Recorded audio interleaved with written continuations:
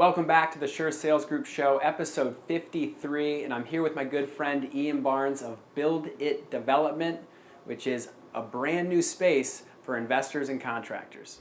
Here on the show, we talk about real estate, sales, negotiation, marketing, entrepreneurship, buying, selling, renting, investing, and what it's taken us to grow from 2 employees to 20, from 30 million in sales to 130 million in sales in the last few years. Thanks for watching.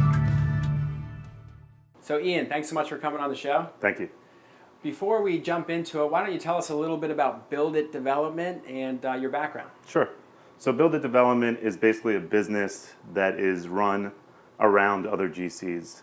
So right now there's two GCs. I do the business operations and the business development and social media for those GCs, and therefore they could focus on the build itself instead of focusing on the marketing and bringing in clients and dealing with taxes and accounting and all that stuff. Right. I just take care of all of that, and they focus on the build. Yeah, it's a really interesting space. I said in the intro, it's almost like a blue ocean strategy. He created a marketplace where he is doing a lot of the work for the GCs, not the actual contracting work, but the business development work, the marketing work, being a liaison, almost like a broker for, hey, Mr. Investor, you bought a house, you need to hire contractors to build it. Well, BuildIT Development is an intermediary there. Client services for GCs. So how'd you get into that? So basically, I've been using the same 2 GCs for all of my flips and all of my rentals for the past couple of years. And basically, I went to them one day and I was like, why aren't you making twice the amount of money that you're making right now? That's a good question. And they both came back to me with the same answer. They both said, hey, listen, we're really hands-on guys, we want to do the build. We're not necessarily interested in going out and meeting with investors everywhere and trying to sell ourselves and make ourselves look good and go to networking events and stuff like that. They felt that like they could build the business in a different way. And when I pitched this to them, they both said 100% that makes more sense. I take a big percentage of they pay me out of their profit, right? And I take a big percentage of that, but that's because they have more time now to go out and actually focus on the build. Right, well, it's a win-win. If they're doing more work, more clients, they're still making more money with you. Absolutely. With less headaches. Absolutely. So it makes perfect sense. We deal with a lot of contractors, a lot of investors, a lot of builders, just like you do, and it's what I find is the hands-on guys, the ones who are the best plumbers, HVAC techs, roofers. They're good at what they do because they're on site and they're just staying on top of their craft. That's a diametrically opposed position to be in versus someone who's really good at bringing on new clients, doing a sales role of sorts, and bringing people on. So it makes sense that those types of people, great people, they need someone like you to match them. So that's really cool. That's BuildIT Development. I ran across it, met with Ian a couple times here in Baltimore. You obviously have a New York accent here, a little Long Island. How'd you come to Baltimore? So I grew up in Long Island, and I spent 10 years as a headhunter in New York in a sales aspect, recruiting for hedge funds, banks, financial services. Went to college in upstate New York. Yeah. And in 2012, I had already been investing in real estate on the debt side since 2006. What's that mean on the debt side? So that means loans, hard money loans, buying up non-performing notes, etc. Right. And in 2012, I decided that I wanted to move out of New York and try real estate. I had already been buying my own non-performing first lien notes around the country, which is a great investment. And basically, I came down to Northern Virginia, started working with a developer down there that does roughly about 30 houses a year. Okay. So he taught me the whole construction trade. And how I got to Baltimore is I was doing flips up here, and I was buying rentals. And one of the flips actually went bad because my partner that was up here stopped focusing on what he needed to focus on. Right. So I decided to move up here and still work for the guy down in Northern Virginia. And eventually, after doing a bunch of flips and a bunch of rentals, my friend down in Northern Virginia was like, all the going back and forth, why don't you just focus on the stuff up there? And he's actually a client right now, so I go out and I find rentals for him and stuff like that. So you figure shit out. Yeah, I'm just a hustler. That's really what it comes down to. I love these New York guys, especially the ones who have backgrounds in finance. So if you're talking about first lien notes, buying up non-performing assets on the debt side, if you're interested in investing in real estate, and I know a lot of people who engage with realtors and people who just like real estate are interested in investing. And when I say investing, meaning like making money at it, like buying low, selling high. Sounds easy, looks good on paper, but there's so much that goes into it. You've obviously experienced the gamut from buying non-performing notes, flipping houses, working with investors and contractors and bridging the whole gap. So what would you tell to someone who says, hey, I want to be an investor? And that ties into, Ian runs a really awesome Facebook page called Baltimore Investors Network. Go to it on Facebook. There's over 3,000, almost 4,000 people on there. Really engaging content. I'm on there.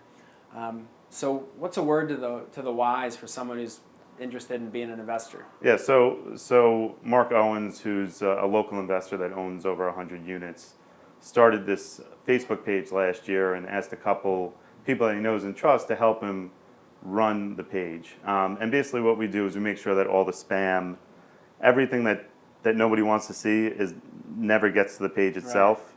Right. I'll paint your fence, I'll paint your fence. Exactly. So there's no advertising on it other than properties that people are trying to sell or wholesale. Right. And local investors come and they ask any question you could possibly think of. Right. With real estate. And I got to say, I've asked some really hard questions on the page, and somebody always has the right answer. So it's really an amazing resource for local Baltimore investors. Like just recently, someone posted, I think it might have been you actually, hey, I have a hard time getting these particular units rented. I noticed there are a lot of rental properties on the block. Does anyone have any good strategies to help me get these units occupied so I can get my cash flow going? Yeah. Like 30 people commenting on it. Yeah. That's like, you could pay a consultant that, or you could just go right to the source. Yeah, and they're also some of the largest investors that are in Baltimore. It's not like it's just a bunch of people that do one deal a year. Yeah. There's a lot of guys on there that are doing, 30 flips a year or buying 50 rentals a year. Right. And they're giving their time for free on that forum. And to me, it's better than any other forum I've ever seen, for Baltimore investing. Yeah, for hyper local, it's awesome. It reminds me of Bigger Pockets, which is like the nation. It's like the Facebook for real estate investing. If you haven't heard of that, check it out. But if you're local here in Greater Baltimore, any of the surrounding counties, Baltimore Investors Network, apply to be a member, and I think you'd find some value there. The other thing is I'm actually on Bigger Pockets, and I'm very highly rated because all I focus on is Baltimore. I don't talk about anything else. Do you publish articles there? Publish articles, yeah. So I have a bunch of followers, and basically it's just about Baltimore. I don't talk about anything else on Bigger Pockets. So you're like a Swiss Army knife. Here's a guy who's a landlord, he's an investor, he's working hand in hand with contractors. I mentioned before off air you're potentially getting your own MHIC, so you'd be a licensed contractor. You're an investor, and you work with a lot of good real estate people. That's really interesting. Not many people have the breadth and depth that you have. So what area do you think is the most profitable, or which one would you not do without the other? So, I do. So the reason why I started this construction business was not only to work on my own projects with these GCs, but to go out and learn and see what the mistakes people make and the mistakes people don't make, to define the business to make it better, right? So I'm always trying to make the business better. Especially with GCs, their biggest problem is accountability, right? Somebody will come in, they'll say, I get the job done in 2 months, and it takes 8 months, right? Yeah, overpromise, underdeliver. Overpromise, underdeliver. And it's because most of those GCs are not businessmen, from a financial or accounting aspect. That's not how they were taught. Or marketing, right? Especially not marketing. Yeah, I might be the only person that does a ton of social media for GCs, right? So the other thing, and I tie that in, so there's times that, right now, I've never wholesaled a property before, right? Next week, I'm wholesaling my first property. Why? Because an out-of-state investor, which we deal with a ton of, I'll talk to you right after this, basically gave way too much money to a GC up front, right? And that GC had sent him pictures of another house that had a kitchen in it already. Gotta be careful. Because it's so cash intensive, it does open the door for some of that kind of fraudulent activity. So this investor paid a lot of money. It was the most expensive framing job I've ever seen in my life, right? Just because he had been told stuff by this GC. Right. I tell all my investors, and people still don't listen to me, if you want to invest in Baltimore, you have to be hands-on. There's no other way of You doing got to it. be on site. You have to be on site Daily. at least 2-3 times a week, right? You have to be talking to your GC, or the great thing about me is if you can't get in touch with the GC, you can get in touch with me at all times, right? So you always have a person in my business to talk to. But I mean, basically, Baltimore is a very unique city compared to the rest of the country, and there's a lot more that you have to know. I talk to people all the time from out of state about ground rent, and they can't wrap their head around it. Like, what do you mean you have to pay ground rent? So how do you explain ground rent? I get asked the question all the time. I have my version of it. I'm interested to hear yours. So what I understand about ground rent, or how I was spoken to, is 100 years ago or 90 years ago, people can actually afford the land. Right. So they could afford to pay somebody to build the land, build on top of it. Right. So whoever owned that land leased that out Right. to the person that was building the house. Right. And it was a 99-year lease, so if you did it in 1930, you're still paying for it now, technically, unless you bought out the It is ground so rent. weird that is the case. But ground rent's nothing to be afraid of, for one. And your house is either fee simple or leasehold. Fee simple just means there is no ground rent. You own the land, you own the structure. Or if it's leasehold, it means there's a lease that you have to pay on this, which is the ground rent. But it's typically $30 a year. And half the time they don't even collect it. And if they don't send you the bill, you don't have to pay it. I'm glad you brought that up, because that's a very common question. I might do a whole nother segment by myself on ground rent, because I swear it freaks people out. It does. It really Like, does. well, what do you mean? I don't know the land? Oh, it's a huge big deal. It's not a big deal. And then explaining the chap tax to people. One of my GCs, half of his business is just chap tax work. Yeah. Explaining that to people, it doesn't even make sense to people, right? You got to explain it in a very particular manner. The first episode I ever did here on this YouTube show was all about the chap tax credit. You go back to episode 1. I like to think I did a good enough job, or else I wouldn't have put it out there. And we had Neil Junker on the show, who's a big, he just knows everything about the tax credits. So I guess the parting thought here, Ian, is if you are a contractor, a good contractor who can deliver, because these guys only want to work with the pros, but you could use some more business, you're looking to hook up with some investors who could use your contracting work, Ian's a great guy to know. I mean, I know you have tidal waves of investors coming at you asking for questions. Yeah. You can't work with everybody. Agreed. You got to work with the ones who are going to perform and do business in a way that you're going to be proud of and not have to lose sleep at night. Yeah. But if you're an investor and you're looking for a good contractor, Ian at BuildIT, join the network. He's easy to find, Ian Barnes. And more importantly, if you're a contractor and you think you could take on some more business and you're looking for someone to help, here's a guy, I'll put my name on it. He does a great job marketing. He knows what he's doing, and it's a new space. I don't think there's anyone else playing in this world of kind of marrying investors and contractors in a way that it's a win-win for everybody. So Ian, thanks so much for coming on the show. Thanks so much. Really appreciate it. Find him on Facebook. Ian, I know you've seen one of the shows before. You can't leave without giving the audience a little "oh, by the way." So it's very interesting. What do you got to say, "oh, by the way"? Oh, by the way, cut this half. Oh, by the way. So I wanted to also talk about out-of-state investors, because what a lot of people don't realize, especially local investors, is that Baltimore has become very much an international city for investing, right? So right now we have investors in New York, LA, San Francisco, just in the United States.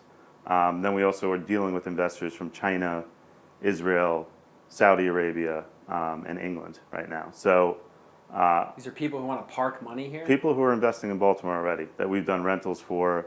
The Chinese want to park money here, from what I've seen. So it's not just New York City, Manhattan, No. $20 million. Well, the units. problem with those cities is that all the property that could be bought for a certain cap rate is already gone. Right. Right. So what they're doing is they're moving to the second tier cities. They actually talked about this on Bloomberg recently, and Baltimore was in one of it. And my aha moment was last year. So I work with an investor who goes to China every month and a half. Yeah. And he invests around this country, right? And he got to me because investors in China, independent of him knowing, started asking about Baltimore specifically because of the cap rates. You know what comes up when you start Googling Baltimore investing real estate? Baltimore Investor Network, BuildIT Development, It's true. Ian Barnes.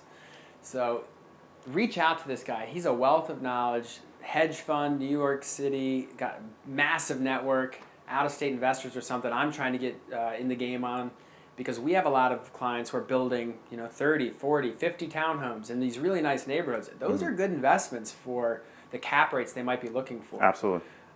So if you don't know what cap rate is, Google it. Good to know. Basic real estate term dealing with your return on your investment.